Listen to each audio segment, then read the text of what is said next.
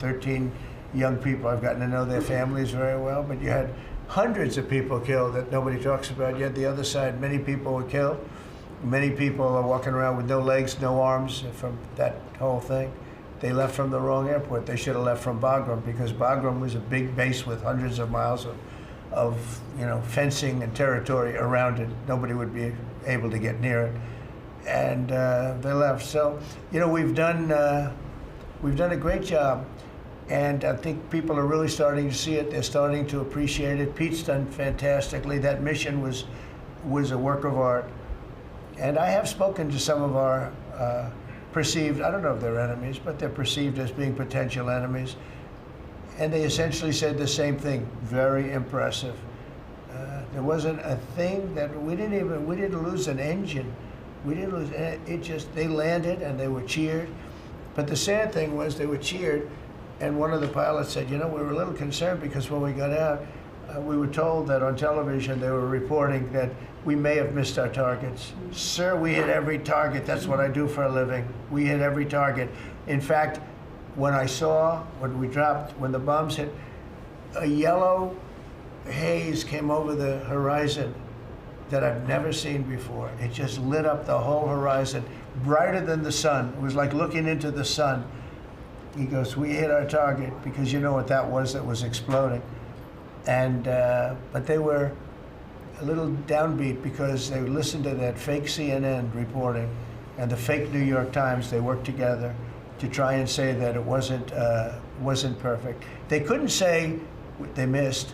All they could say is, maybe it wasn't perfect. And you ought to fire that reporter immediately. You should fire her, real fake. And so I just want to congratulate those pilots. And a lot of people don't like bringing things like that up. I do. I always like confronting, because otherwise the public doesn't know that you're a bunch of crooked people. But they know, they've learned, and the media has to straighten out their act. The media is down to 17% approval. You got to do a little better than that. It's important for the country that you do better. I think they ought to make a lot of changes. I think changes are going to be made to the media, but it's hard to have a really successful country if you have a corrupt media, and we really have a corrupt media. And nobody really knows why. I mean, why would you want to have open borders and criminals pouring into our country? Why would you want to have men playing in women's sports, transgender for everyone? You'll have to figure that out. But some of you don't. I mean, I'm looking at some people, they love the country, but I look at other people and they can't. But we're really proud of our military. It was, and the people that maybe don't like us or want to play games with us, because I think that had you not had the situation in Afghanistan, I don't think Putin would have gone in. I think when Putin looked at how stupid and incompetent that operation was, he said, wow, this might be a chance. And we're dealing with him now too. We're not happy with Putin. I'm not happy with Putin. I can tell you that much right now, because he's killing a lot of people. And a lot of them are his soldiers and their soldiers, mostly. And it's now up to 7,000 a week. And I'm not happy with Putin. Okay, any questions? Yes. Yes, sir. You just said you're not happy with Vladimir Putin. Is there anything that you plan to do to act on that feeling of unhappiness? Well, I wouldn't be telling you. Don't we want to have a little surprise? One of the things we did with the attack is that, and you asked that question, I didn't mean to be rude, but I'm in a rude because I'm looking at some of these crooked people up here, so I'm rude, but your question was asked very nicely. But one of the things we did is we went over every fact. We wanted to get every fact straight. We wanted to have the distance straight, the number of pilots straight. Everything had to be correct, because this was a very important mission. If we failed on this mission, it was beyond the war that, obviously we had with Iran and Israel, a lot of hatred, a lot of years and years of hatred, centuries of hatred. People have never seen anything like it. So we wanted to be correct with all our facts. So what I was doing is just asking, it would be great if the media would be correct with their facts. That's all we ask for. So go ahead. So finish it up. Oh yes. Just returning back to Russia. If there's anything that you would signal about your displeasure with them. Well, look. I'm very unhappy with them. There's no reason for this. it's turned out to be tougher, but it's only tougher. And I will say the Ukrainians were brave, but we gave them the best equipment ever made. We gave them the anti-tank busters that knocked out tanks. I mean, you just aim them in the direction of the tank and the tank is gone. We gave them missiles, the latest and the greatest. They were able to shoot down a lot of things that would have normally wiped out. Probably would have been a very quick war. It would have been a war that lasted 3-4 days, but they had the benefit of unbelievable equipment. And Europe gave them too. We gave them far more because Biden shouldn't have done that. He should have equalized. We should have given them the same, or we should have given actually less than Europe. It affects Europe much more than us, but we're in there for over $300 billion. Europe's in there for over $100 billion, but still, Europe gave a lot. And I will say this, the Ukrainians, whether you think it's unfair that we gave all that money or not, they were very brave because somebody had to operate that stuff. And a lot of people I know wouldn't be operating it. They wouldn't have the courage to do it. So they fought very bravely. But we gave them the best equipment in the world. We make the best military equipment by far. There's nobody close. You look at other equipment from other countries, it's not even close. That's why everybody wants to buy our equipment. And that's why we're going to step up these contractors now that make it, and they're brilliant, but they make it too slowly. And we have to step them up, Pete, and let them make it at a much higher rate. Unfortunately, we have to do that. But if you look at our Patriots, if you look at our Tomahawks, if you look at our, well, what we do with tanks is, you wouldn't want to be driving a tank. You would feel nice and secure, but they are javelins, they're called. And I gave them the javelins. Remember they said Trump gave the javelins and Obama gave them sheets, right? They called Obama at that time. Barack Hussein Obama, if you haven't heard, did a terrible job. But that was a war that should have never happened, and a lot of people are dying, and it should end. And I don't know, we get a lot of bullshit thrown at us by Putin. For you want to know the truth. He's very nice all the time, but it turns out to be meaningless. Do you want to sanction him? Lindsey Graham has a sanctions bill on Russia. Do you want him to vote? I'm looking at it. Yeah, no, I'm looking. The Senate is passing and passed a very, very tough sanctions bill. Yeah, I'm looking at it. Can you sign that? It's an optional bill. It's totally at my option. They passed it totally at my option, and to terminate totally at my option. And I'm looking at it very strongly.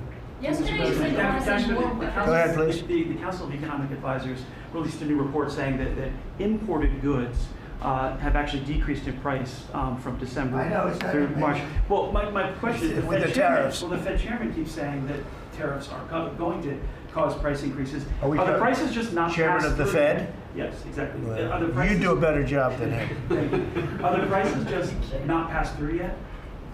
No, I think what's happening is everything's evening out. You know, when we charge, see what people don't understand, the other countries have been charged, almost every country charges us tariffs. We had deficits with everybody for years, for decades. And we were like this big monolith that made bad deals with everybody. We rebuilt South Korea, we stayed there. It's okay, we rebuilt it and we stayed there. And they pay us very little for the military. I got them to pay billions of dollars, and Biden then canceled it when he came in. I said to South Korea, as an example, we give you free military, essentially, very little. And I think you should pay us $10 billion a year.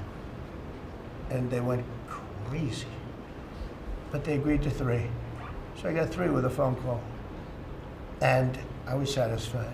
I said, but next year we have to talk. And then we had a rigged election, and we never got to talk. And you know what Biden did? They probably went to him and they said, listen, Trump treated us terribly and we shouldn't be paying anything, and he cut it down to nothing. So that's what happens. It's ridiculous. That's the other thing. We're talking to countries about contributing to the military, not only just paying more in NATO, but contributing. We have 45,000 soldiers in South Korea. We have 45,000 soldiers in Germany, 52,000 actually. And that's a huge economic development for them. That's tremendous amount. That's like having a city. It's tremendous money for them, and it's a tremendous loss for us. So we're talking, in a very nice way, we're talking to them about it. It's very unfair. We supply the militaries to many very successful countries. I mean, South Korea is making a lot of money, and they're very good. They're very good, but you know, they should be paying for their own military. President Trump, I'll ask you a question about Jerome Powell as well, and then a question to the Attorney General. Jerome Powell, and then I have a question for the Attorney General. Jerome Powell, who you've been pressuring to lower interest rates, he's facing accusations of lying to Congress, which is a potential crime about the opulence. Well, then he should resign immediately. We should get somebody in there that's going to lower interest rates. Do you want congressional Why don't you Republicans go for his resignation? Do you want congressional Republicans to investigate and pursue Okay and with punish? me. I think he's terrible. I think, look, we're paying, I call him too late. T-O-O, too late. Like Too Tall Jones for the Dallas Cowboys, right? Too late. He's always late. But he wasn't late with Biden before the election. He was cutting him like crazy. It didn't help too much, did it? But he was cutting him like crazy before the election with Kamala and Biden. He was trying to get them in, I guess. I don't know. He was recommended by somebody that worked for me. I like you better. If I could ask the Attorney General a question too, President. Sure. Your memo and release yesterday on Jeffrey Epstein, it left some lingering mysteries. One of the biggest ones is whether he ever worked for a American or foreign intelligence agency. The former Labor Secretary, who was Miami U.S. Attorney Alex Acosta, he allegedly said that he did work for an intelligence agency. So could you resolve whether or not he did? And also, could you say why there was a minute missing from the jailhouse tape on the night of the staff? Yeah, sure. If I Pam, could, could I just interrupt for Sure. 1 second? Are you still talking about Jeffrey Epstein? This guy's been talked about for years. You're asking, we have Texas, we have this, we have all of the things. And are people still talking about this guy, this creep? That is unbelievable.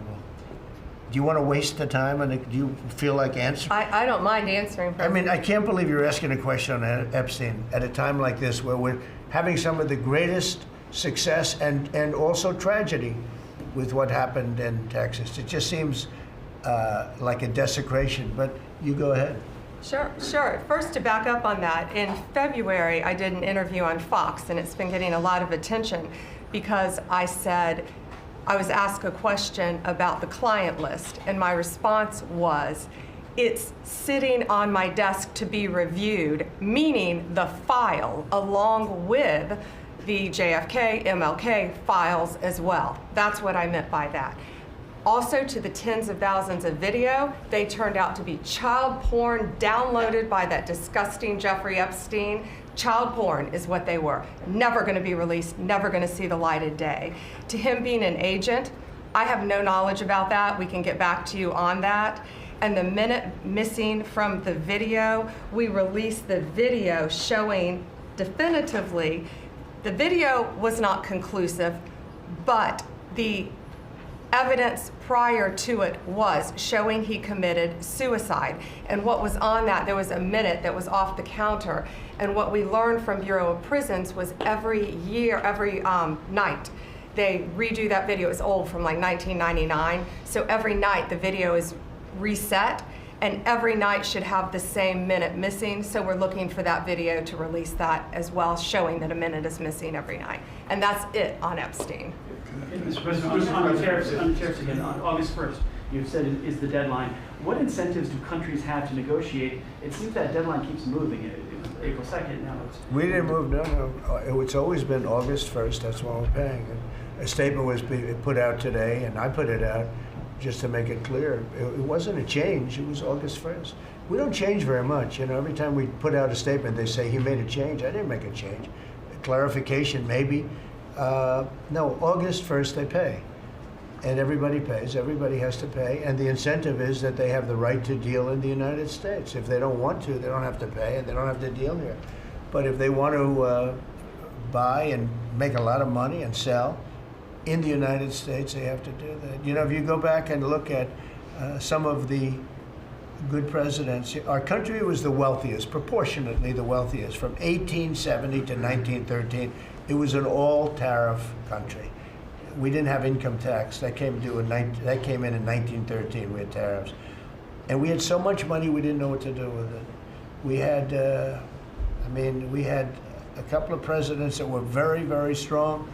McKinley, I guess, more than anybody, but he was the tariff king, but he was very, very strong. It's sort of sad. He He made a fortune for this country, became very rich, and then Teddy Roosevelt went out and vice president, and he spent the money.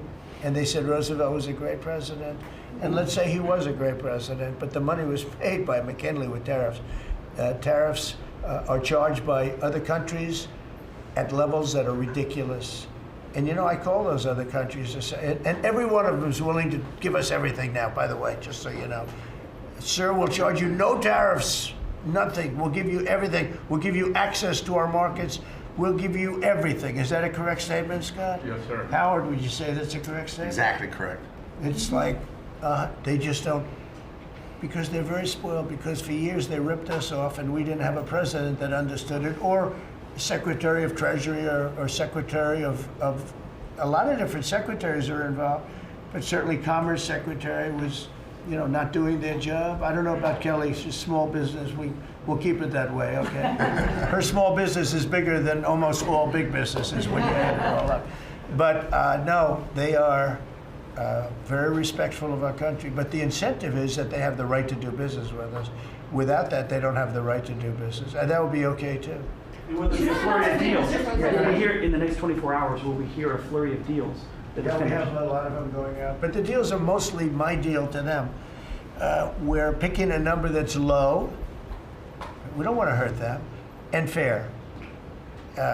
We're picking a number that's lower than, in most cases, lower than what they charged us. But it's amazing when you've paid all this money for years and they get one president that's a little bit different and a little tougher on this subject, and they're willing to drop everything they've been charging us for years and years. I mean, we have countries going, we will have you don't have to pay any tariff to come in and do business. They're giving us total access to their countries. They gave us no access to the country. They say, well, you cannot go into our country. Okay, good. Now it's, we will give you total access and you don't have to pay any tariffs. But please don't charge us tariffs. And we don't like that deal. So the letters I send out are, we have made some deals. We can make a lot more deals. It's just too time consuming. It just makes it more complicated. And we can do things over the years too. You know, we're not hard line.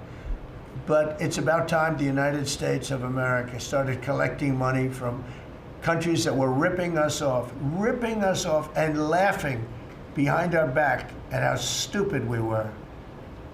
Okay? Thank you. Mr. President, on the tariff issue, so you've talked about India coming, but then a couple days ago you issued a new tariff threat to members of the BRICS countries for if they aligned with anti-American policies. 10% charge. That would be India, Brazil, That's Russia, right, they have to pay South 10% if they're in BRICS. Because Right. BRICS was set up to hurt us. BRICS was set up to degenerate our dollar and take our dollar as the standard, take it off as the standard. And that's okay if they want to play that game, but I can play that game too. So anybody that's in BRICS is getting a 10% charge. Is that immediate, sir, or is Yeah, that pretty soon. if they engage in some behavior? Well, if they're a member of BRICS, they're going to have to pay 10% tariff just for that one thing, and they won't be a member long. I thought BRICS was, you know, I said this about a year ago, and it largely broke up.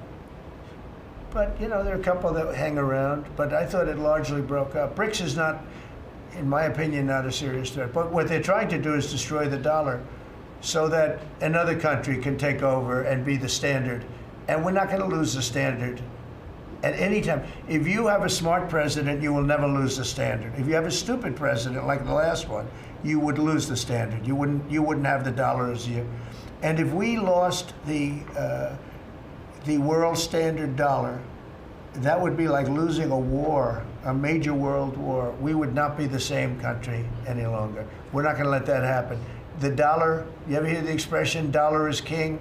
The dollar is king. We're going to keep it that way, okay? And I'm just saying, if people want to challenge it, they can, but they're going to have to pay a big price. And I don't think any of them are willing to pay that price. But a simple question is, does that jeopardize? Thank you, Mr. President. Are you optimistic about reaching a tariff deal with the European Union soon?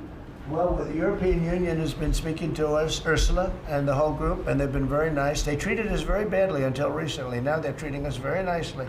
It's like a different world, actually.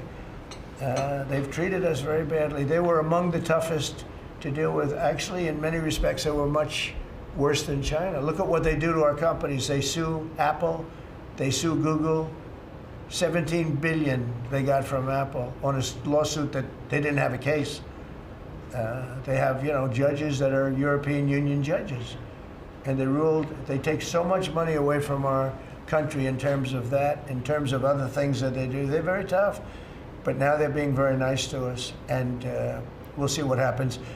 We're probably 2 days off from sending them a letter. We are talking to them. I just want you to know, a letter means a deal. A lot of people say, we got 200 countries. We can't meet with 200 countries. We have a few trusted people that know what they're doing, that are doing a good job, but you can't do it. You have to do it in a more general way, but it's a very good way. It's a better way. It's a more powerful way. And we sent them a letter. You read the letter. I think it was well crafted. And mostly it's just a little number in there. You'll pay 25%, 35%. We have some at 60, 70. Those are ones with massive, where we have massive trade deficits because they've treated us very badly. But I would say in every case, I'm treating them better than they treated us over the years. Don't you agree with that? I could have done much. I could have been much harsher. I don't want to do that. We want to have relationships, but in every case, they treated us far worse than I'm treating them. I'm treating them very good. I could go higher with the tariffs, but I don't want to hurt them. That's why when you just read it, you come up with the number. It's so incredible that prices are actually going down. Just so you know, when I got in, everyone said, eggs are going through the roof. That was the first. I was in for about 4 days, and they started screaming at me about eggs. They said, that's Biden's problem. I didn't know about eggs. But eggs went up about 5 times. You did a fantastic job. And we ended up shortly in fact, for Easter, they said, go out and buy plastic eggs. You can't use real eggs. Well, we bought 200,000 eggs for the White House for the Easter egg hunt that we have at the White House, and there were eggs. We had the price down, and now the price is lower than it was before. We did a good job with eggs, but we did a good job with groceries. Our prices are down in this country. A big part of it's oil. The oil, you had a couple of places last week, you had $1.99 for oil, for gasoline. Nobody thought they'd see that. I want to get it lower if I can, but we've done a good job. You've done a very good job. Do you want to say a couple of words about that, you and Chris, about what's happening with energy? Well, absolutely, but I would say on the pricing side, President Trump, the fact that you've endorsed and supported a policy of energy dominance, that sends a signal to the market that we're going to have more supply. You talked during the campaign about inflation being a country buster. You've broken in the back of inflation. In 6 months, among all the other things you've accomplished. We have no inflation. And we've got, and then heading into the 4th of July, these were the lowest gas prices at the pump in 4 years. And again, for Americans, this is like hundreds of billions of dollars that stay in their pockets because we lower the price of gas at the pump. But when we lower the price of energy, it lowers the price of food. It lowers the price of the clothes you wear. It's the biggest thing. It's the biggest thing. It's like a big tax cut. When you get energy down, every 50 cents is like a massive tax cut, and we've gotten it down much below that. We had great energy, great low prices, everything else. When the election turned over, I'm trying to be nice about it. It turned over, shockingly, but nevertheless it happened. Energy started going up, and it went up really bad, and then he went back to the Trump policy. The problem was they didn't know how to do that, and he lost it. He lost that sucker. That big sucker was out of control, and his energy prices went way up, and that's what caused it. But it was also stupid spending. They spent money like, they used to use the term drunken sailors, but I won't use that term. Although it is very descriptive, I won't use that term. I refuse to use it. But they spent money at levels that nobody had ever seen before, and trillions and trillions of dollars wasted on the Green New Scam. Greatest scam in the history of our country, other than maybe Russia, that might have been. But the Green New Scam was the single greatest scam in the history of our country, and continues to be, but it's weakened badly. It's hobbling along because people are finally getting it. But they spent trillions of dollars on the Green New Scam, getting nothing for it. Devised by a couple of young people that weren't even good college students, you know? Not even good students. Check out their marks. Yeah? Can you something else, Mr. President, on what you said last not night? for CNN. You said you The were last, sending Not for more- CNN. Go ahead. The last You jobs said report, in the more last jobs report, Ukraine. Mr. President, in the last jobs report, the manufacturing jobs actually lost 7,000 jobs. When will the investments that you've been talking about have an effect Well, on they're manufacturing? building the plants now. About 7 have started. We're going to have hundreds started within a short period of time. Lee Zeldin, who may be the most important man in this room, I'm sorry, but he's the one that gets the permits, whereas he's the one that has to get the permits for the plants and the factories, and permits that used to take 5 years, he's getting in record-setting times. AI, we're leading China a lot in AI, and if we go with this, you know, I'm allowing the plants to build their own electric. I'm allowing them to become an electric utility, so they can produce their own electricity, because we need double to be successful with AI, which is the biggest thing now. We need double the electricity that we have, which is hard to believe. We need even more than that. And they're building plants with their own electricity substations. They don't have to use the grid. And anything they build extra, they're putting into the grid. So we're supplying the grid with brand new electric sources. And you know, it's funny, when they came to see me, they never even asked for that. I told them about it. The reason they didn't, they thought that was an impossibility. You're not allowed to build your own electric. These are massive investments that are being made in building electricity for their plants. And they're going to have, I think, Doug, a lot of electricity left over. And that electricity is going to be passed into the grid and give us no more, you know, like you look at California. They have blackouts and brownouts every week. They're totally out of control. They have a really incompetent governor. Where's Chris? Is he here? Do you want to speak to the subject? Yeah, I think a huge thing in the One Big Beautiful Bill, Mr. President, because of your leadership, is the ending of these subsidies, as you call them, the Green New Scam. That saves our country $500 billion over the next 10 years. But American taxpayers were paying twice. They're paying that money, $500 billion in the subsidies, and they were paying more expensive electricity price. If you subsidize something, you should at least lower the cost of it. But in this case, we were subsidizing something and paying more for it. So the One Big Beautiful Bill had two huge things: ending wasteful spending. Wind, solar, and batteries combined are 3% of U.S. total primary energy. 3%. For $1 trillion, another $500 billion coming. It's just not a good investment, hurting our businesses, hurting our consumers. And the One Big Beautiful Bill also unshackled oil, gas, and coal development in the United States, onshore and offshore. Secretary Burgum has been working tirelessly on how, by getting the government out of the way, private businesses will develop more resources in the United States, lowering costs for American consumers and making much better leverage for the United States to help our allies abroad and reduce the power of our adversaries abroad. So just a huge win on the energy front all around, and I thank you for your leadership. We're setting records now on energy, and there'll be nothing compared to what they'll be in about a year from now, but we're setting records. And wind is a very expensive form of energy. It's very bad for your beautiful surroundings, the plains and the valleys, and the birds are dying all over the place. You know, the whole thing is a disaster. They're almost exclusively made in China. Not that I have anything against China, because I don't have a great relationship with President Xi, but I asked him, how many wind farms do you have? He makes them, but they don't have a lot of wind farms, I'll tell you, very, very few. And wind is tremendously expensive and is very ugly. And if you own a house that's inside of a windmill, your house is worth less than half. And you hear noises. And interestingly, in New England, you probably read, where for 50 years they had 2 wells washed up, 50 years. And last summer, they had 14 washed up. Now, I'm not saying that's the wind farm that was built, but maybe it is, right? Probably is. It's tremendously expensive, and it can only be done with subsidy. You know, I know a man that's in that business, and one of the biggest in the world actually runs a company that builds these stupid windmills. And he said, I hate the business because it's the only energy where you need subsidy. He said, energy shouldn't need subsidy. You should make money with energy. So wind. The other one is the solar, those big solar fields. They're taking our farmland. Our farmers are like mortified by it. They hate it. It's very, very inefficient and very ugly too. You know, probably better than a windmill, but you go around and you see all these things that are 3 miles long by 3 miles wide, and you say, what the hell is that?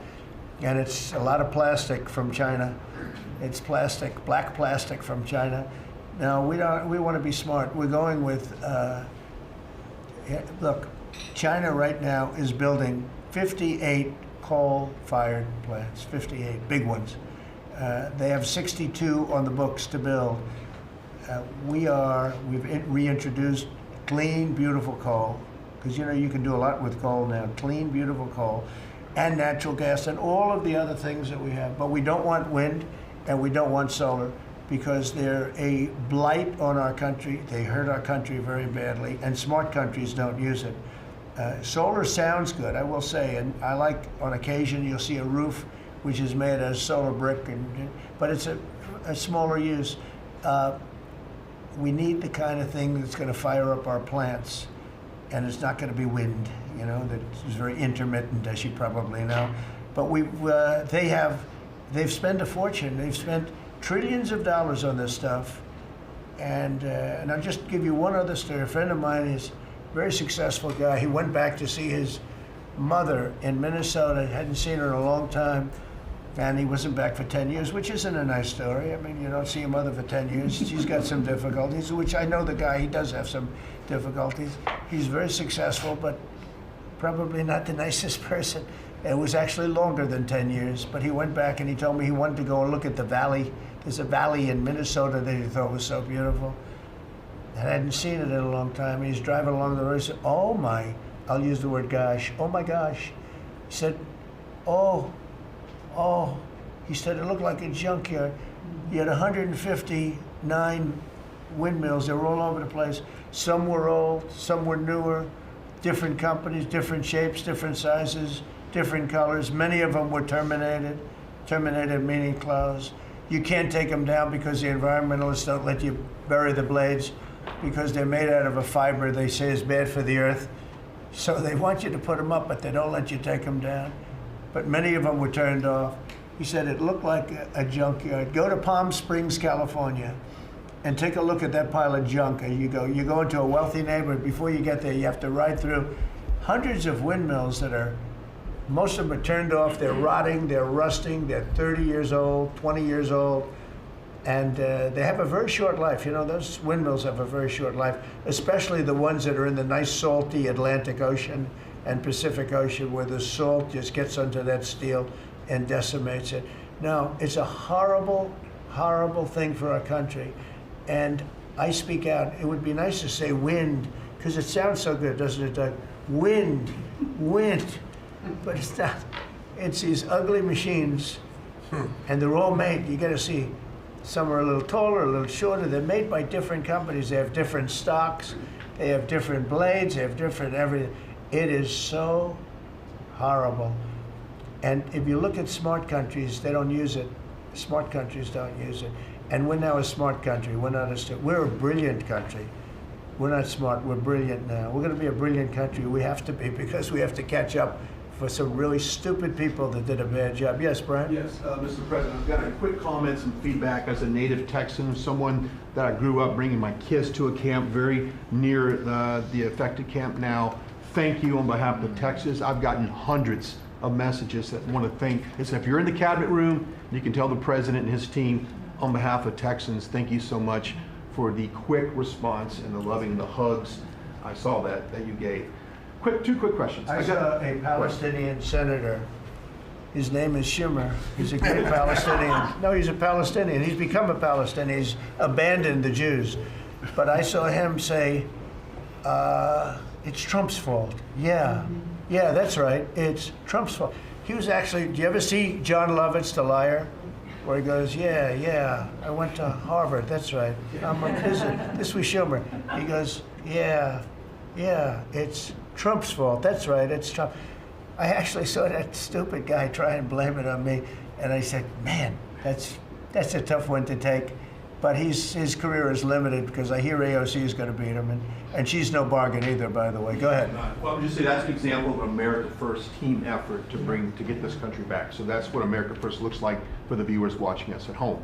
My two questions. Looks like we have a rogue judge, an Obama-backed rogue judge that is attempting to block the funding to Planned Parenthood, which the big, beautiful bill cuts off the funding to Planned Parenthood. Any plans to challenge that? Go ahead. Absolutely. Yes, I we're on figured it. you'd say. We're on it. And I texted, I believe, I talked to yesterday Secretary Lutnick and Secretary Besson. I reached out to you to let you know that we were on it in the big, beautiful bill. Wonderful. And then my I second... let her handle that question. You notice? I said, go ahead, handle that question. Toss it to her. Then my second question was Secretary Rollins. You did an amazing press conference today in front of the Department of Agriculture. You talked about the Farm Act and the need to get China out of our country, owning farmland. For the viewers at home that might have missed that, can you recap what that means to national security to make sure we can grow our own food? Well, thank you, Brian, sir, if you don't mind. Yes, this morning, Secretary Hegseth, Secretary Noem, and Attorney General Bondi and I had a press conference at the USDA. I just happened to have a chart in case it came up, but obviously the Chinese owning of farmland in our country is a massive national security issue. And for the media, you can see the yellow is where all of the farms have been purchased over the last number of years. And the red is around all of the military bases where that farmland has been purchased. So this is a massive national security issue. The press conference this morning included 3 of our greatest governors as well, Sarah Sanders from Arkansas, Jim Pillen from Nebraska, and Bill Lee from Tennessee. The states have begun taking a leadership role to ban the purchasing of China farmland. Obviously, Congress needs to step up and catch up, and we're going to be working alongside of them as well. We had some of our members, great members of Congress there, but it is time, and I think that this morning was symbolic of many things. The first of this administration working every day to effectuate President Trump's leadership and unequivocal support of America first. But second, just how close we are as a cabinet. I don't know in any other administration that you'd have 4 cabinet members at the USDA on a Tuesday morning when it's about 110 degrees outside with the sun beating down on us talking about, sir, your vision. So I think it was a great day. It was just the start. There's an executive order coming and some other things coming behind that.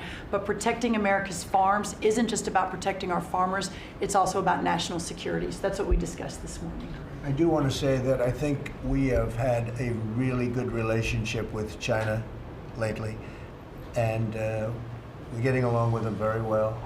They've been very fair on our trade deal, honestly. And I hope we're going to have a great relationship. It's a big, strong, powerful country. We're more powerful than they are. We have much better military equipment than they do. But we are getting along with them very well. I'm getting along with President Xi very well. We speak often. And with all of that being said, and I understand what you're saying, but I think we're getting along with China very well.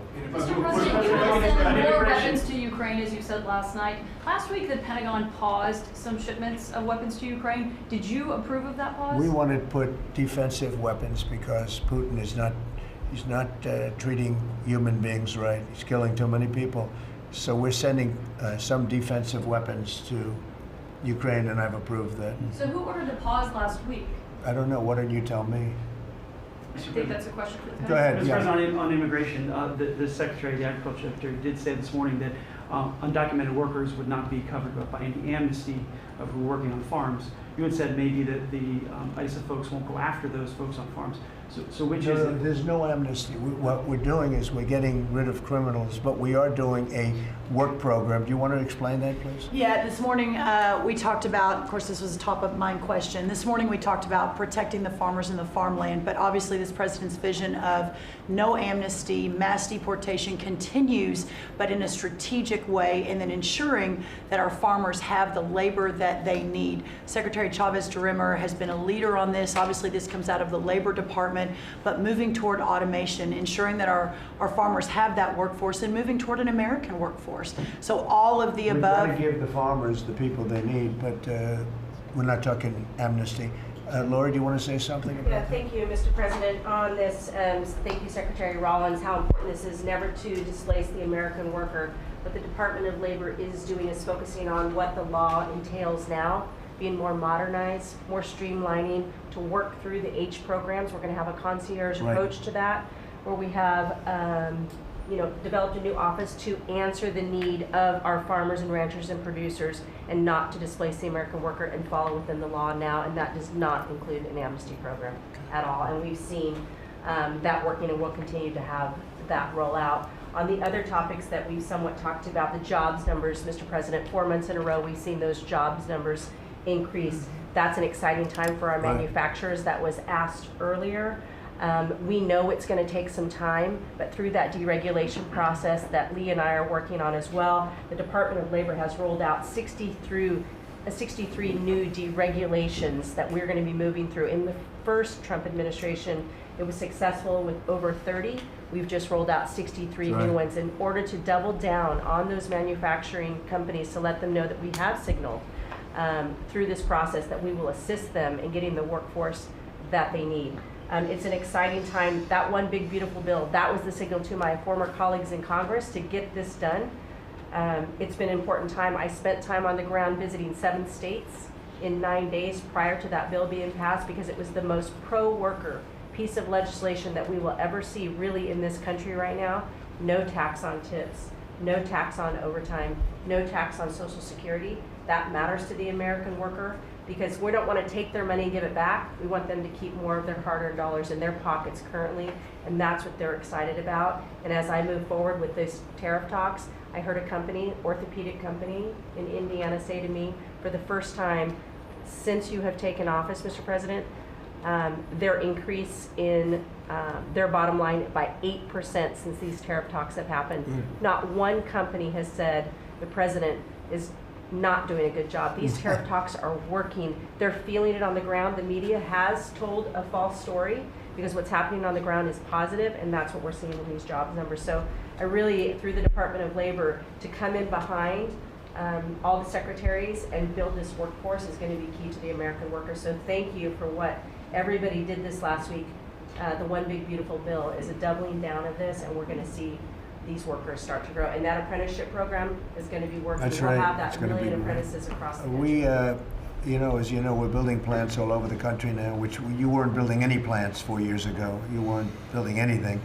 But those plants, when they open up, it's going to be, you'll see numbers like you haven't seen ever. I don't think in history you'll never see numbers like what we're going to see in the very near future. Many of them are building the plants. Some are just starting right now. You know, it's a brand new administration. But, and they wouldn't be here except for 2 things. November 5th, the election, and the tariffs. And frankly, I guess the election was more important because of the tariffs. I mean, another person wouldn't have done this. But they're coming in because of the tariffs. They have to, they're not going to pay 25, 30, 40, 50%, 70, and 100%. And we'll be announcing something very soon on pharmaceuticals. We're going to give people about a year and a half to come in, and after that they're going to be tariffed if they have to bring the pharmaceuticals into the country, the drugs and other things into the country. They're going to be tariffed at a very, very high rate, like 200%.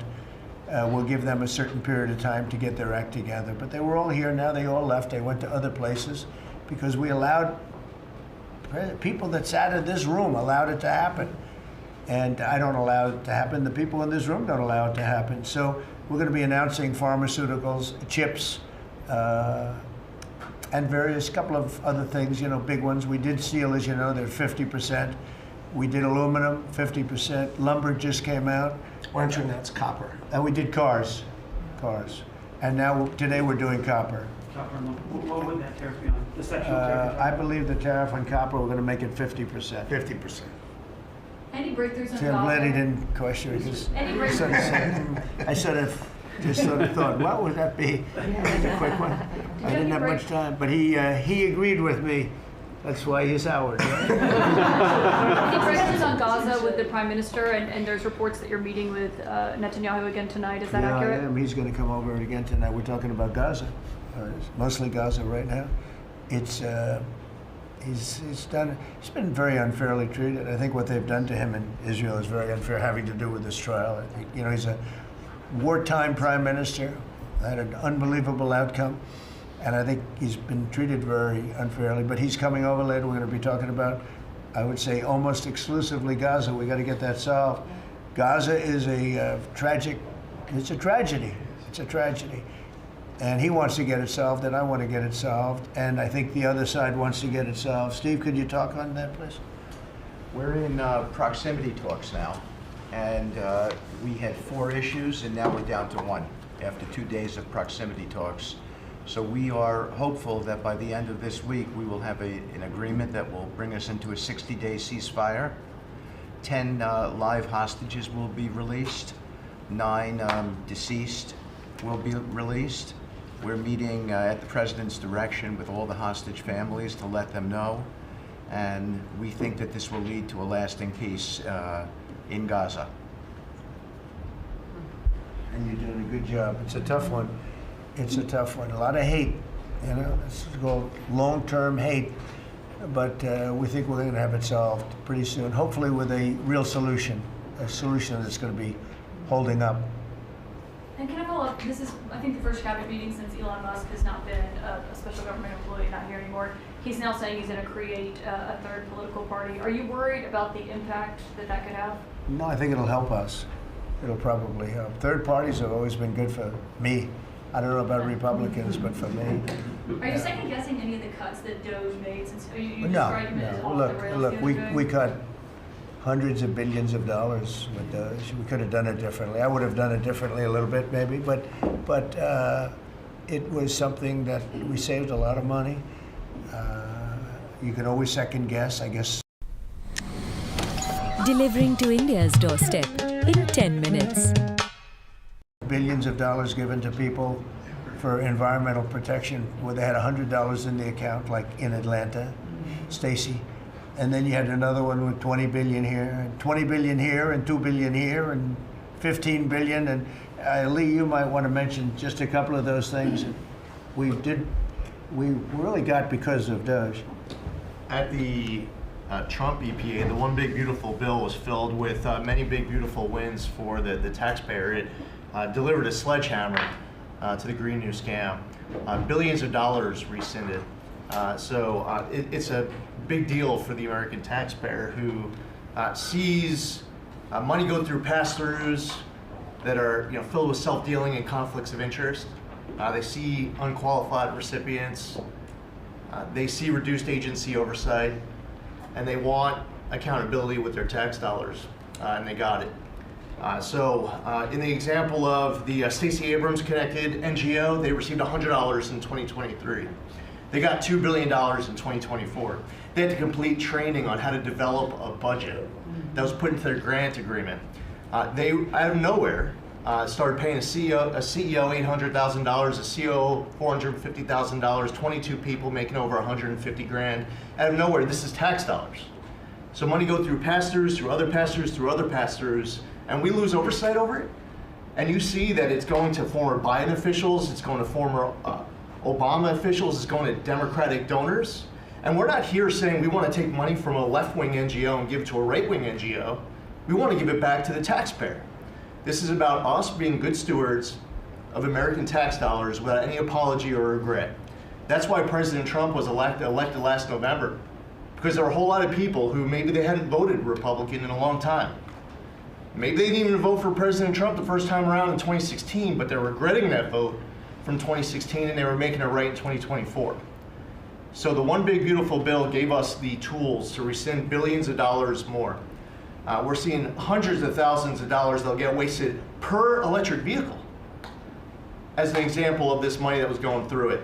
They gave $50 million to a group called Climate Justice Alliance. They say that climate justice runs through a free Palestine. The Biden EPA gave $50 million to a group that says the climate justice runs through a free Palestine. We say that if you're going to spend $1 in the name of remediating an environmental issue, then spend $1 on remediating an environmental issue. We say that we can protect the environment and grow the economy. We want to help grow more baseload power in this country. So why is it that it took this long for this team to get assembled, to be able to fix the mess that we inherited? But gosh, we love showing up at our jobs every single day, first thing in the morning, because all day long we get things done for the American taxpayer. And Congress did its part last week by passing the One Big Beautiful Bill to deliver this accountability and to cut off the Green New scam. So maybe it's a bad day for Stacey Abrams. Maybe it's a bad day for all those well-connected Democrats getting paid off But you know what? God bless America. Because at the end of the day, President Trump is here, J.D. Vance is here, and the greatest cabinet ever assembled to deliver that much needed and highly demanded accountability. Mr. President, That was a very good answer.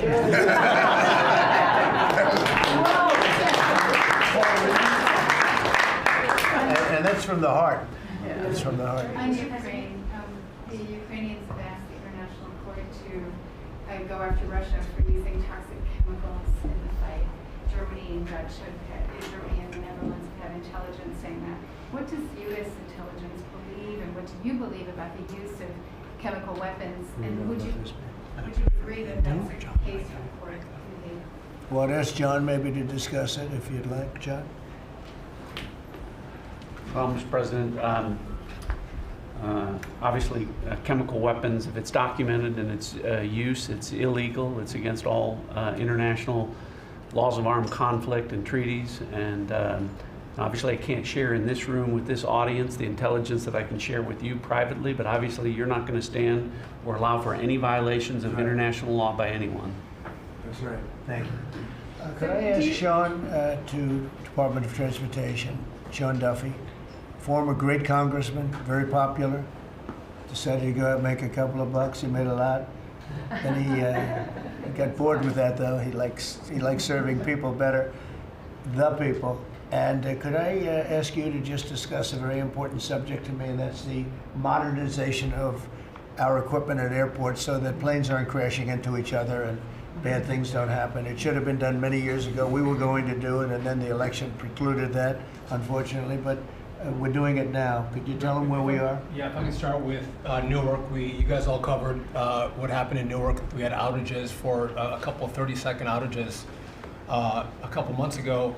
We have, in 2 months, Mr. President, it's historic speed, laid new fiber lines for communication and tested those in the next month. So those new lines for the Philly Tracon that controls the Newark airspace, they're up and running, lightning fast speed.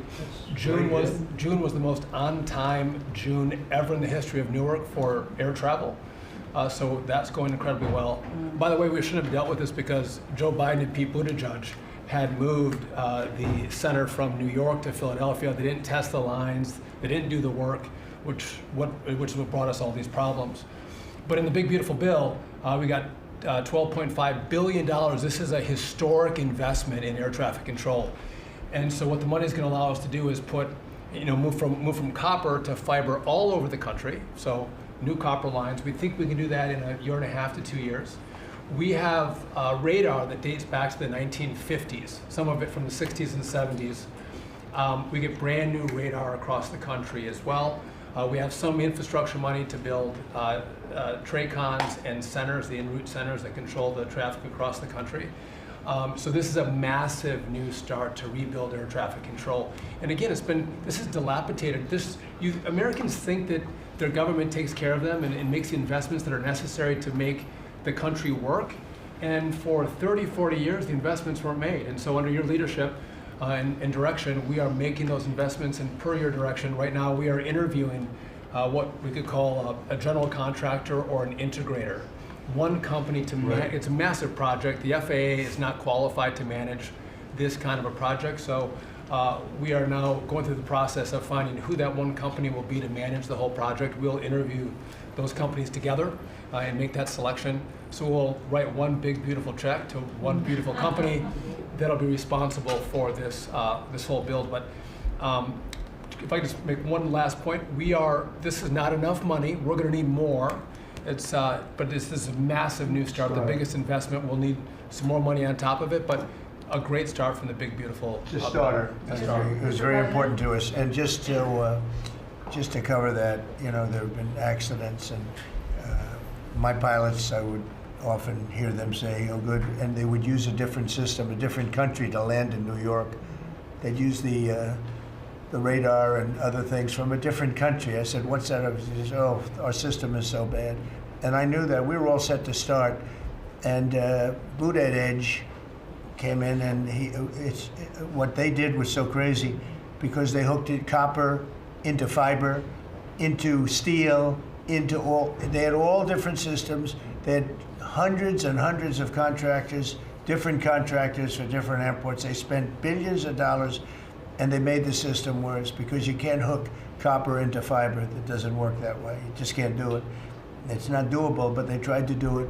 Didn't work out too well. And in the end, it was just a complete disaster. We want to have one great company. Now, Raytheon's going to bid, IBM's going to bid. We have 5 or 6 bidders that really are good and do this stuff.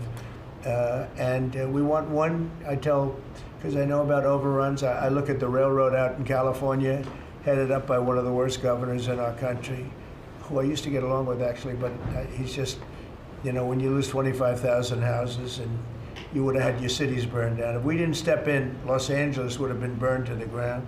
But you look at that, and I said, I really know how to build, and you got to have one guy, one contractor, one great one, whether it's IBM or Raytheon is good, but you have 4 or 5 that are really, really great, and they're all bidding against each other.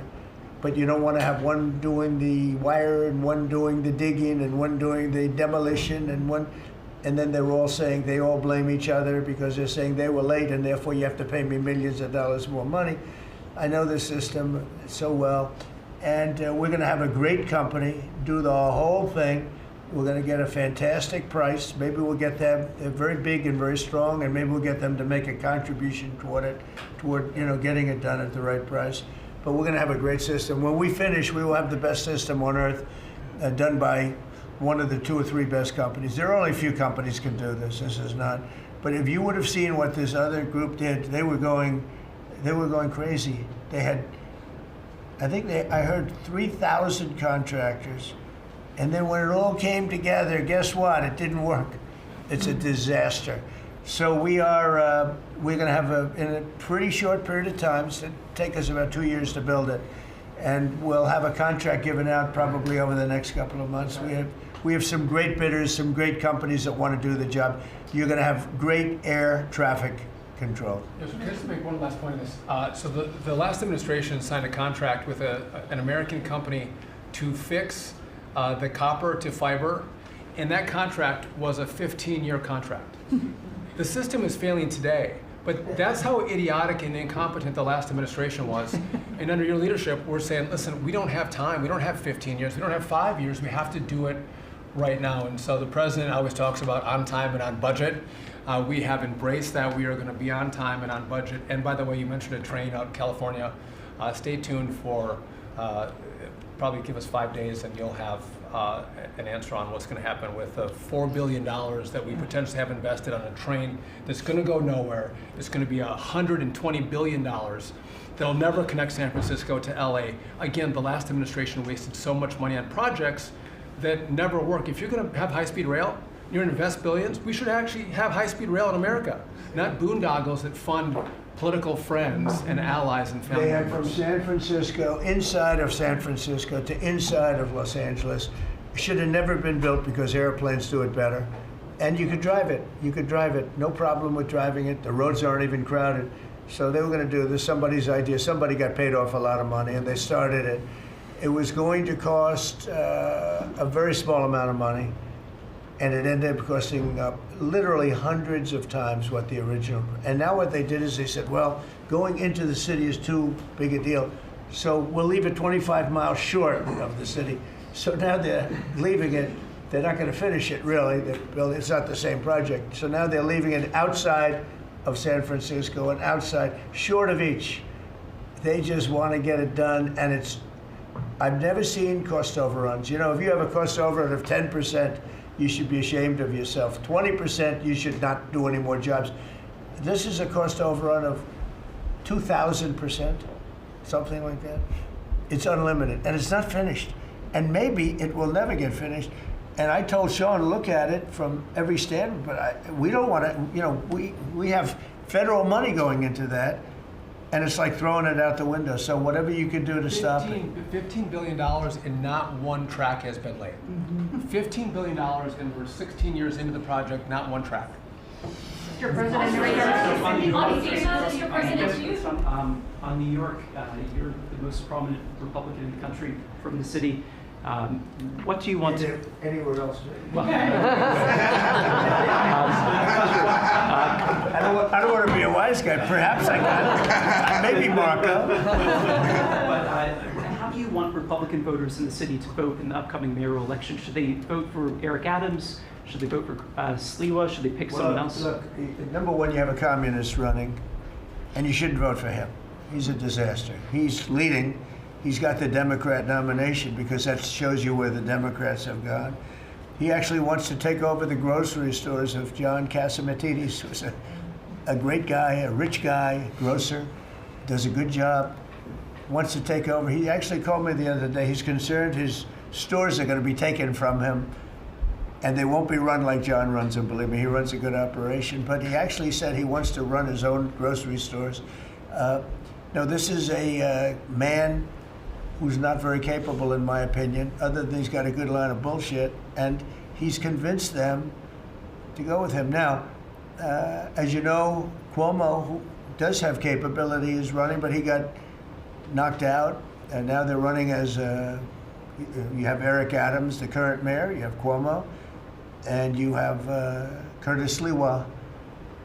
And Curtis runs every 4 years. He seems to be a fixture on the running scale. But you know, it's I'm not getting involved. But I can tell you this: I used to say we will not ever be a socialist country, right? Well, I'll say it again: we're not going to have. If a communist gets elected to run New York, it can never be the same. But we have tremendous power at the White House to run places when we have to. We could run D.C. I mean, we're looking at D.C. We don't want crime in D.C. We want the city to run well. Susie Wiles is working very closely with the mayor, and they're doing all right. I mean, in the sense that we would run it so good, it would be run so proper. We'd get the best person to run it. The crime would be down to a minimal, would be much less. And you know, we're thinking about doing it. To be honest with you, we want a capital that's run flawlessly, and it wouldn't be hard for us to do it. And we've had a good relationship with the mayor, and we're testing it to see if it works. But New York City will run properly. We're going to bring New York back. I love New York. You know, I loved New York for a long time. Then we had a bunch of crooked people in there. You have an attorney general who's a total stone cold crook, New York State, Letitia James, a total crook. All they do is want to go after political opponents. They do what's ever expeditious for them. She's the one that took out Cuomo because she wanted to run for governor, and then she ended up getting 1% of the vote. She polled at 1%. She dropped out, went back to attorney general. You have a lot of crooked things going on in New York. We're going to straighten out New York. Maybe we're going to have to straighten it out from Washington. But when I see a communist who has actually gotten a Democrat, pretty much gotten the Democrat nomination, they also went to that new form of voting, which is a beauty. You go in there in third place, you come out in first. That's that form of voting that they have gone to. You know what I'm talking about. It's not too good. We're going to do something for New York. I can't tell you what yet, but we're going to make New York great again also. We're going to make it great again with the country. What we've done in this country in the last 6 months, nobody has ever seen it. And I told the story, the King of Saudi Arabia, I was over there. They gave us $5.1 trillion between Saudi Arabia and UAE, Qatar. 3 stops, $5.1 trillion coming into our country as an investment, biggest investment ever made. And it's all going to good stuff. I mean, all real, big, good stuff. Energy projects, big, big things. But they all 3 told me essentially the same thing. We thought your country was dead, and now you've got the hottest country in the world. We're right now riding the hottest country. We all, and you can all be proud of it. We're in the hottest country. This is the hottest country in the world. There's nobody close. Made hotter by some great pilots and great machines that nobody else has. Those great, big, beautiful machines, they rode those machines right into the toughest territory, and nobody knew what the hell happened. And then they hit their targets perfectly, and it was complete and total obliteration. And that's why that war ended, Steve. They told me that's why the war ended. The war ended when they saw that, it was over. And we're very proud of it. But we have the hottest country in the world right now, from a country that was close to dead. And if I didn't win, if you would have had the other person win, we all know who she is, whether it was she or Biden, they're the same. He may have been more competent than her, and that's hard to believe, right? But if you had that ideology in, I don't believe you would have had a country anymore. I think you would have had a country that was broken up. But we had a dead country. Now we have the hottest country in the world, and everybody knows it, and everybody said it. Mr. Vice President, do you have anything to say? Well, thank you, Mr. President. I just want to say that I'm very proud of the whole team. I think everybody has worked together. You see Pete and Marco and Steve working on some of the diplomacy, Christy and Pam working on the border. We just have a really, really solid team, and we've done a lot of good work. And in particular, I want to congratulate the White House staff led by the President on getting the One Big Beautiful Bill passed. Yeah. I was personally skeptical, sir. I never told you this, but I was skeptical we'd be able to get that thing done by July 4th. We did it because we worked together and we worked very well. So it's an honor to be a part of it, but I'm really proud of you guys for doing a great job. The beautiful thing about it, it had something for everyone. That's right. Most people said it had to be broken into 7 bills. It's so big. The problem was that some of those 7 have nothing for anyone, but they had to be done for the country. You know, sometimes you have to do things for the country that aren't necessarily popular. We had a couple of them, and that wouldn't have worked. So the One Big Beautiful Bill, many people said it could never be approved. Too big, too everything. There's too much. But it had something very big and very important for everyone, and it's great for the country. And remember, the Democrats have come up with a false narrative, you know, just whatever. It's just a line that they send to everybody and that they print. I think in the case of this, it's death, death.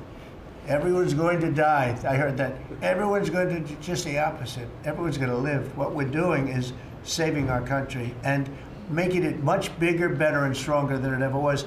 I'd like to ask, Marco's been doing such a great job. Do you have anything to say? Well, it's just going through a list here, Mr. President, and I think the Vice President's pointed out to the great team you have, but and all these achievements that have happened domestically. But you think about it, under your leadership, we prevented and ended a war between India and Pakistan. NATO's now at 5% for the first time ever, the highest numbers ever. A peace deal between the Democratic Republic of Congo and Rwanda. A 12-day war that ended with an American operation that we're the only country in the world that could have done. Hopefully, pretty soon, a peace deal between Azerbaijan and Armenia. The entire Middle East and the infrastructure of it has the potential now to change because of Syria and Lebanon, and it hasn't even been 6 months. True. It hasn't even been 6 months, so it's a great testament to your leadership in this team. Well, thank you very much, and you've done a fantastic job. Could I just ask Linda, she's involved in so much, she's so talented and so good, and she's working on a couple of little things like Harvard, who was given $5.5 billion over a short period of time. We caught him on that one, that's crazy, but you're working on so much, you want to bring education back to the States. How are you doing? Well, absolutely, and thank you for the opportunity. I think on the big, beautiful bill, what we saw, you know, was school choice, you know, that's finally on a national basis at the state level, but there are opportunities now for scholarships, more and more of them for kids who are in failing schools. It's going to be a big turnaround. I think one of the biggest accomplishments we had over the past week was the University of Pennsylvania with the Title IX ruling that Leah Thomas was stripped of her title. Riley Gaines and Paula Scanlon and other women who have stood, you know, so strong against men and women's sports. And when you put out the, you know, the executive order, I mean, that just solidified it and gave them the opportunity. So those are a couple of really, really big wins, and thank you for that opportunity. And how are you doing with Columbia and Harvard? We're negotiating hard. I think we're getting close to having that happen. It's not wrapped up as fast as I wanted to, but we're getting there. Okay, good. And you've done a fantastic job. Thank you very much. It's been a good team. Yep. You have a great team. Around this table, a lot of people have helped with that. That's right. Thank you very much. Maybe just in closing, you know, we spent a lot of time, effort, very little money on this room. This is called the Cabinet Room. It's been here for a long time. And it had some pictures that were not many of them and not very good ones. And I actually spent time in the vaults. The vaults are where we have a lot of great pictures and artwork. and I picked it all myself. I'm very proud of it. That's Andrew Jackson, great Andrew Jackson. That's a gentleman named, and we call him President Polk. He was sort of a real estate guy. He was, people don't realize he was he was a one-termer, but he was a very good president.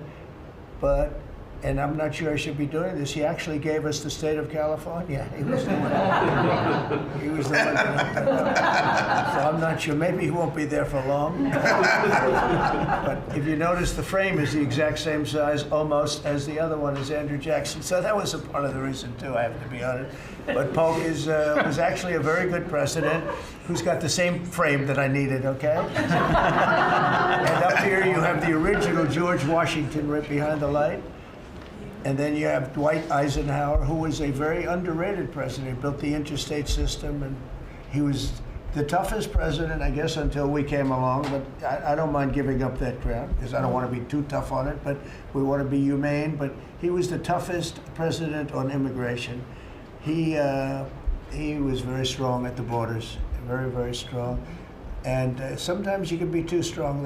He was strong at the borders, and during a certain period of time, they were so strong that almost every farmer in California went bankrupt. And we have to remember that. We have to work together, and we have to remember that. But he was a very good president, and a very good general, and a very good president, and I thought he deserved a position somewhere on this floor. And then you have, this is very exciting to me, he was not a Republican, to put it mildly, but he was, you know, he was a four-termer. He was Franklin Delano Roosevelt. And if you notice, there were a lot of ramps outside. We have ramp, people say it's an unusual place for a ramp. It was because of him. He was wheelchair bound, but he was an amazing man. It's an amazing portrait, and we used to have him in the room, a different portrait, and it was a terrible portrait. It was almost like it was done by a child. And I used to say, you know, I can't believe that he would have approved of that portrait of himself.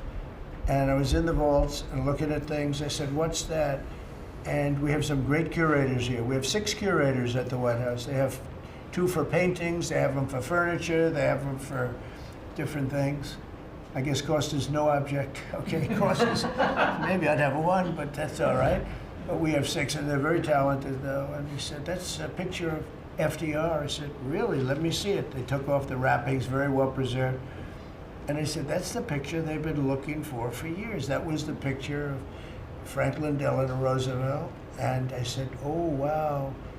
And likewise, that fit, see frame-wise, it just doesn't work. It doesn't work if you have, I want to be nice, but it doesn't work if you have a big frame, a little frame, and you, but it's like perfection. I'm a perfectionist. The mirror was down in the vaults also. I said, where is this from? And it's a very old, very storied mirror, beautiful. We put that up. And then over there is Honest Abe Lincoln. And that picture was in his bedroom. And we thought that this would be a very important place, because this is where wars are ended. I'm not going to say wars are declared. I'm going to say wars are ended, okay? We'll be positive. And that's the picture of Abe Lincoln from his bedroom, sat in the bedroom for many, many years. That was his favorite picture of himself. And the Lincoln bedroom's very famous. You remember when Bill Clinton had it and he rented it out to people, okay? We don't do that. But it's an incredible room. And we took that picture from his bedroom. That's Abe Lincoln. And then over here you have John Adams, and it's, they were the first occupants of the White House, 1800. And John Quincy Adams, Mrs. Adams, they were the first occupants. So we have them looking at each other, and in between their stare is Abraham Lincoln trying to make peace. And that picture was in a room that I have that was not important, like the cabinet. I gave it up. I said, I have to give it up because that's one of the greatest pictures of the White House. The White House is tremendous art. And the Oval Office, when we're there, we'll go over that. That's really been something. Then we got the drapes, so we got the whole thing. We got new drapes. We got new, wasn't a big expense, very, very small. And we took some of the Chinaware and silverware and trophyware, they call it, from the vaults, and we had it cleaned up, hadn't been shined up in 100 years. Some of this has sat in the vaults for over 100 years, amazing. Over 100 years. Many of the pictures that were put up in the Oval Office as an example, those two as an example. So he was president, they moved in 1800, and he won the election, I believe, in November of 1800, John Quincy Adams. And we thought that would be, he was considered to be a good president, and he was the first occupant of the White House, so it sort of made sense. And I love the frame of those pictures. Look at those frames, you know? I'm a frame person. Sometimes I like frames more than I like the pictures. And we have the flags of the Marines, and Space Force now has its own flag. I'm very proud of Space Force, but the Army, Navy, Air Force, Marines, Space Force, the whole thing. And Coast Guard is right there. We never forget the Coast Guard. They do a great job. So we have the flags throughout the office. And it's really become quite a beautiful place. I don't want to tell this, Marco pointed it out. I was going to leave the clock. So as president, you have the power. If I go into the State Department or Department of Commerce or Treasury, if I see anything that I like, I'm allowed to take it. Do you believe this? So I'm in Marco's, I see this gorgeous clock, grandfather clock, and there it is. I said, Marco. He didn't know about it. I had to read him the rule and regulation. I said, Marco, I love this clock. Look at it. It's beautiful. He said, what clock? I said, the clock that's in the other room is incredible, and nobody gets to see it there.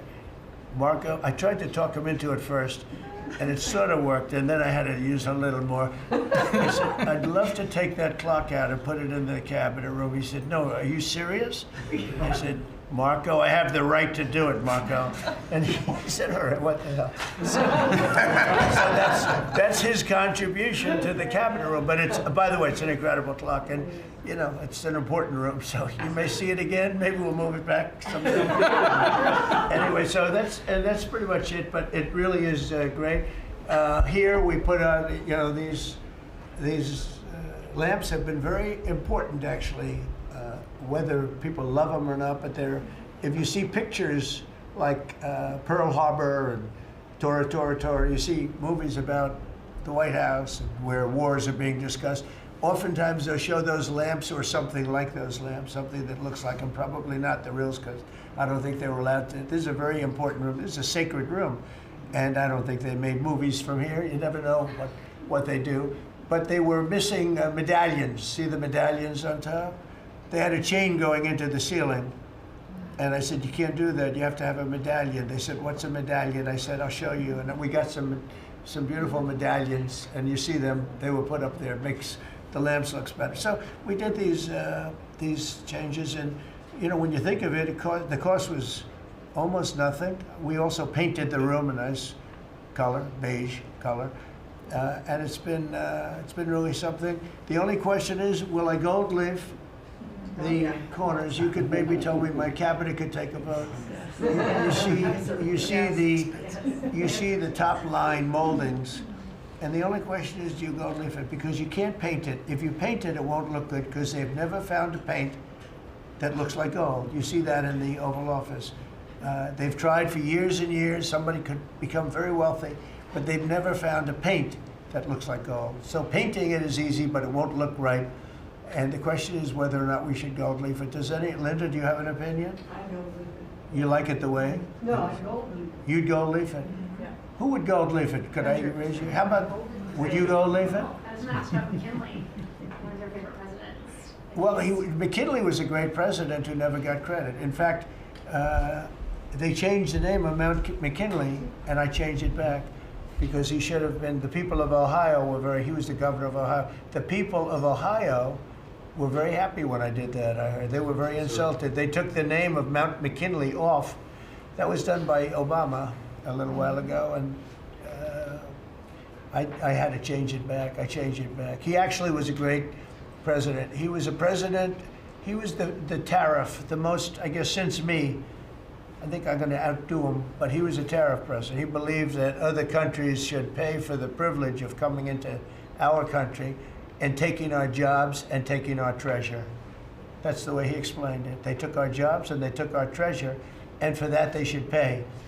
And he made them pay, and he built a tremendous fortune. In fact, in 1887, they had the Great Tariff Committee was set up in 1887 because our country had so much money, we didn't know what to do with it. And they set up a committee of, as they called them, elites, a term that we have to change because I think a lot of the people that are elites aren't elite. I think the people that aren't elite are elite, so we're gonna have to maybe switch that around somehow.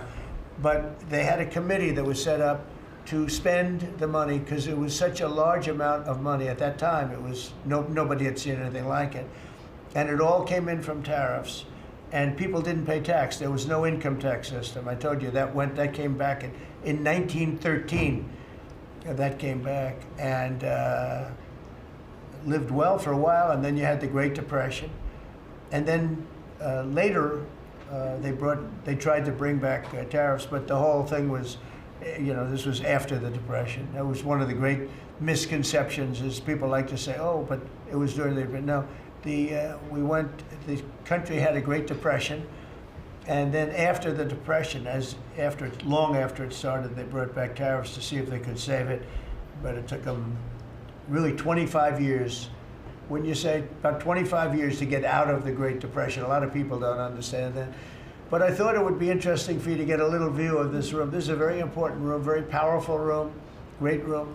And we've done similar, but even beyond this, in the Oval Office. We brought back pictures of some of the great presidents. Many of them were in the vaults for over 100 years. Originals all, beautiful, beautiful things. And rather than sitting in a vault downstairs for 128 years, I thought we should display that, and we did that, I think, in a really good way. We've gotten very high marks, but it's interesting. People walk into that room and they look around the room. They don't even want to talk to me. They could look at it for hours. It's funny, when people come into the Oval Office, it's such an incredible, it's a sacred place. When people come into the Oval from the biggest people in the world, presidents, prime ministers, kings, queens, one case at least, queens, and the biggest business people in the world, they walk into that office and they always say, there's no place like this in the whole world in terms of the power. I mean, it's beautiful and all, but there are other beautiful offices. You have businessmen that have offices that are, full floors of office buildings, floor-to-ceiling glass, and they walk in there and they say, there's no place like this anywhere in the world. There's no place, and it's what it represents maybe more than the physicality of the room itself. So it's an honor to have you all, media. It's an honor to have you. I just want to say we have a fantastic cabinet. Every one of them is a star in my book, and if they're not, I'll let you know about it. I don't I'll throw them to the wolves. I'll throw them to the wolves in 2 seconds, because our country comes first, right? But I just want to thank you all for being here. It's been a lot of fun. Thank you very much, everybody. Thank you. Thank you, press, everybody. Thank you, press. Thank you, press. Thank you, press. Thank you, press. I'll tell you some other time. Thank you. Yeah, I will. Are we talking about next week or in a year? I'm going to go. I'll be going to the game. Yeah, I'm going to deliver it. They have it in my office. You're right. You're giving it up? She's special. Oh, she's special.